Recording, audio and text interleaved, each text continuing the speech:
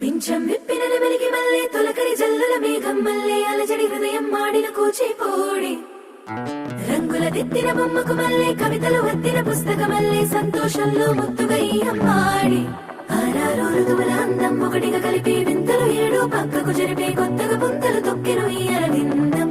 అమ్మమ్మో తాండవమాడే కృష్ణుడి నుండి వేణువ గానం తీయగ పండి రాధకు ప్రాణం ముప్పొంగే ఆనందం